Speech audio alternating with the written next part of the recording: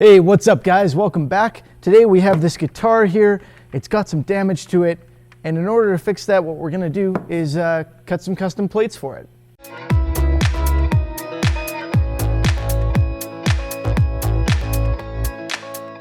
So a viewer of mine got this guitar, he ordered it, it shipped to him. Really cool look.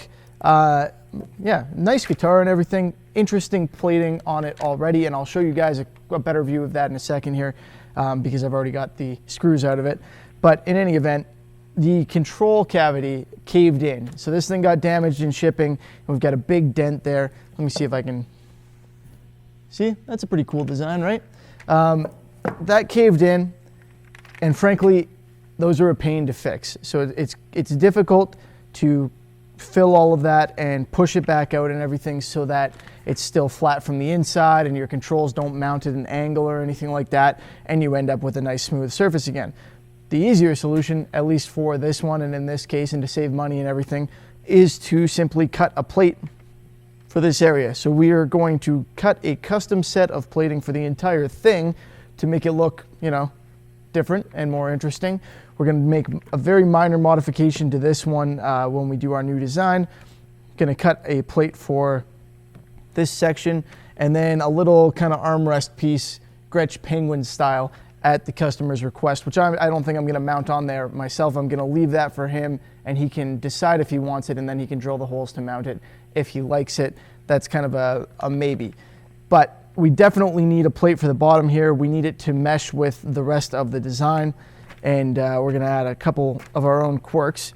And then what I think I'm going to do, and I have to confirm this, so we're not going to get right to the end in this video because I still have to talk to the customer a little bit, is route out the top of this cavity so that everything mounts directly into the plate. That's what makes sense to me, but hey, it's not my guitar, so I'm not going to go ahead and do that without permission. Let's get you a closer look at this, and then we'll get into building the new plates, and you can see how they look, and yeah, we'll figure out what kind of finish we're doing on them.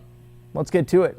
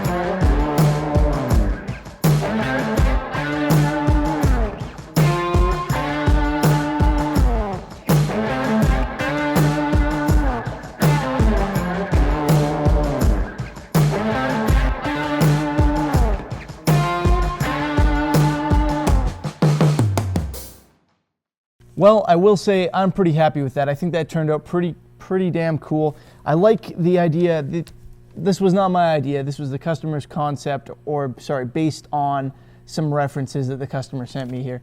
I like this idea with the cuts. I think when I start making my own custom bodies that are going to be available to you guys if you want them, when I do that, I'm going to include obviously some custom plating, and I'm going to probably include some elements like that into a few of them. Now I need to figure out what to do about a finish. So this is aluminum. This can be left this way. Aluminum doesn't rust or anything like that.